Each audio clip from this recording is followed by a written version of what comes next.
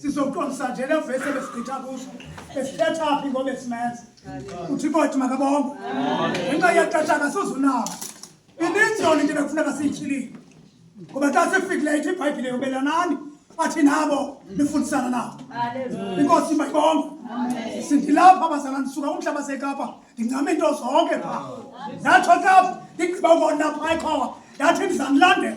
Apha ndizawuhlangana khona ekhomfeni ndizabe ndikhona. Imibandla lithanda likusike ndikhona. Likusike liphinde likuthobe likuseke kule ndawo lifuna uba mawubheke kuyo ngoba iinkonzo zikaThixo kumele ukuthi zikhuliswe ngoku yaye funeka iinkokheli zifundisiwe ngoba urhulumente uzawuba semva kwenkokheli uba abafundisi abanazo incwadi zokufunda esikolweni amabandla azawuvalwa ukuze abantwana bakaThixo bangadliswi ingca. Masifunde nje incwadi ezilandelayo kule nkonzo besinayo pha. Andizutola ikanto ngenxa yexesha nje zamyeka umfundisi afunde ehambe ukuze simamele nje ingcaciso yethu ebesicaphule kuzo egameni lenkosi yethu. Amen. Emveni koko sizomnika izixhobo zabo sawugqiba sohlukane nabo.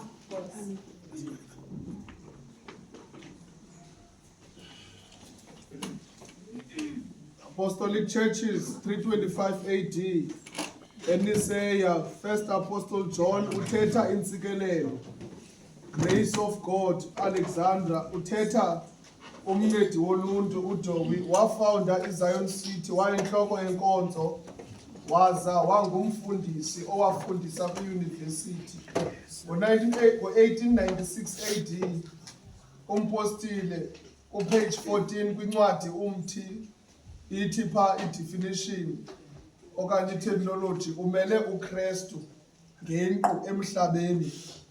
Ngo-55 CE kubhala uPawulos eEfese kwabaseKorinte bokuqala chapter 9 verse 1.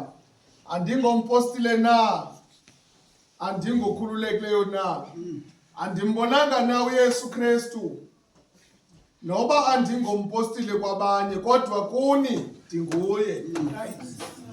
Asinagunya na njengabanye aba postile nabazalwana benkosi. Isityhilelo chapter 3 verse 12. Lo weyisayo yakumenza intsika etempileni yoThixo wam negama lomzi woThixo wam liyakubhalelwa phezu kwakhe. Ngo-580 BCE kwaYuda naseYiphutha profetu Jeremiya sahluko sokuqala 18 umqolo. Uyabona ndikwenze namhla intsika yesinyithi, umzi onqatyisiweyo, intsika udonga lobhedu.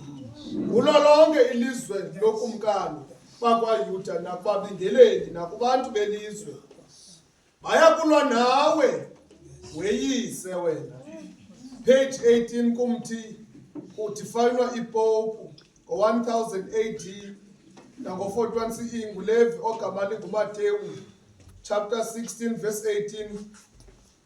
Ndiyakulakhela kwelu lwalwa ibandla lam namasango elabafileyo akayi kuloyisa. Ndiyakukunika izitshixo zobukumkani bamazulu. Utsho kuKefasi ogama linguPetrose uYesu ngokwakhe ummisa endaweni yakhe njengedwala umpostile ongcwele.